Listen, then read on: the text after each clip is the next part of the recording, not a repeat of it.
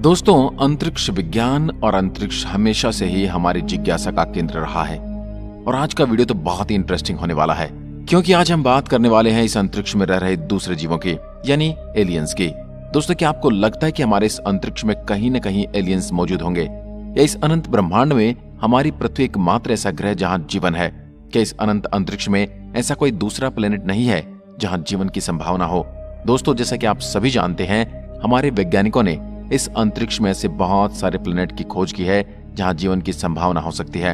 उनमें से बहुत सारे प्लेनेट ऐसे भी हैं जो अपने स्टार से एक खास दूरी पर हैं, जिसे हैबिटेबल जोन कहते हैं, जिस वजह से उन ग्रहों पर हमारी धरती की तरह ही तापमान रहता है और जहां पानी होने की संभावना है।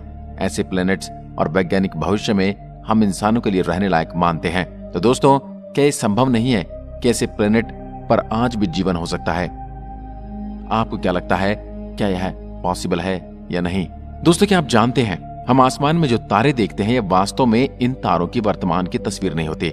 हम जिन तारों को देखते हैं उनमें से बहुत से तारे नष्ट हो चुके हैं या बहुत से तारे मर चुके हैं और बहुत से तारे ऐसी भी जो वहां नहीं है जहां हमें दिखाई देते हैं। तो ऐसा कैसे होता है कि सारे तारे पहले नष्ट हो गए हों और वो आज भी हमें दिखाई देते हैं? तो चलिए समझते हैं इस बात को। दोस्तों, दरअसल हम जो भी ऑब्जेक्ट देखते हैं उसे हम तभी देख पाते हैं जब लाइट उस ऑब्जेक्ट से रिफ्लेक्ट होकर हमारी आंखों तक आती है, और लाइट की किसी भी ऑब्जेक्ट से रिफ्लेक्ट होकर हमारी आंखों तक आने में कुछ समय तो जरूर लगता है। जितना समय उस रिफ्लेक्टेड लाइट को आने में लगता है, हमें उस ऑब्जेक्ट की उतनी ही पुरानी इमेज नजर आती है। इसे हम और अच्छे से समझ लेते हैं। दोस्तों, हमारे सूर्य पृथ्वी से करीब 15 करोड़ किलोमीटर की दूरी पर है और सूर्य से निकलती हुई रोशनी को इतना लंबा सफर तय करके पृथ्वी पर आने में 8 मिनट और 20 सेकंड का समय लगता है। इसका मतलब हमें जो सूर्य दिखाई देता है यह 8 मिनट 20 सेकंड पुराना है।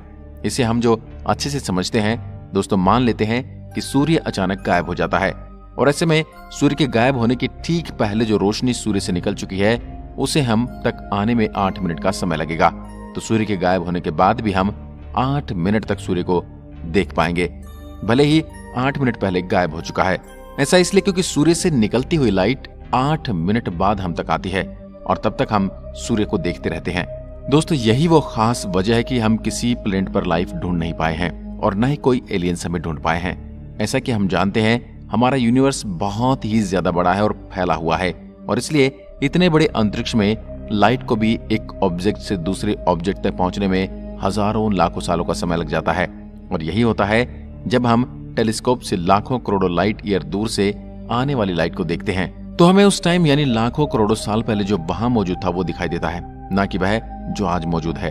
अगर हम हमारे पड़ोसी सोलर सिस्टम प्रोक्सिमा सेंचुरी की बात करें तो यह हमसे 4.6 लाइट ईयर की दूरी पर है।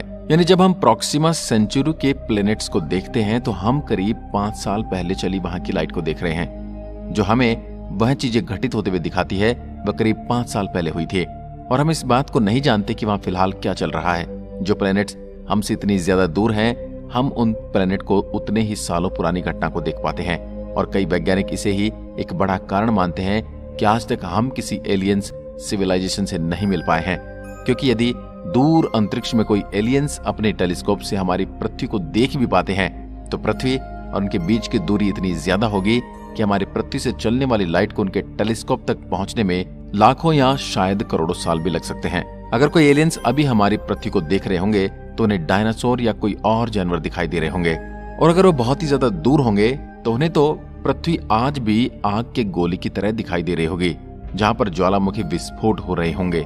यही कारण है कि एलियंस पृथ्वी को एक लाइफलेस प्लेनेट मानकर छोड़ देंगे और दूसरे प्लेनेट की खोज करने लगेंगे।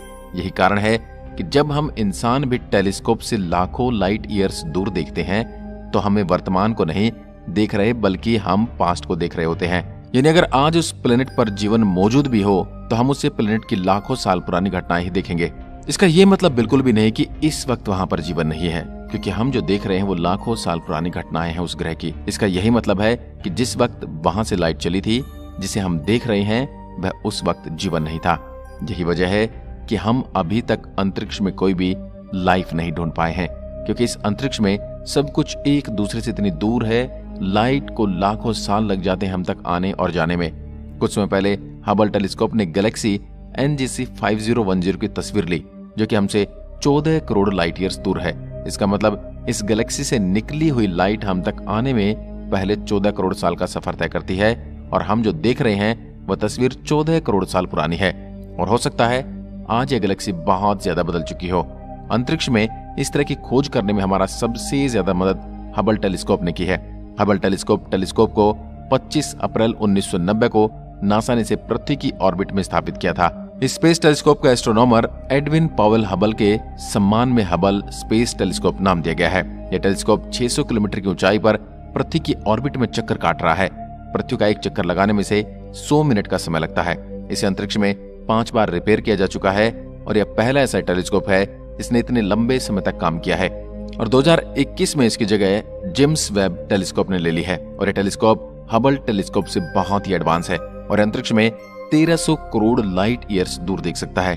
यह अभी तक का सबसे एडवांस स्पेस टेलीस्कोप है, जो कि गैस, डस्ट और घने क्लाउड के पीछे मौजूद स्टार्स और स्पेस बॉडीज को देखने में सक्षम है।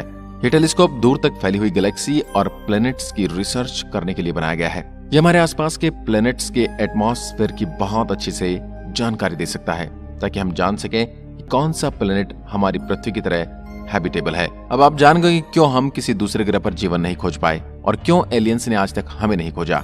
आज की वीडियो में बस इतना ही।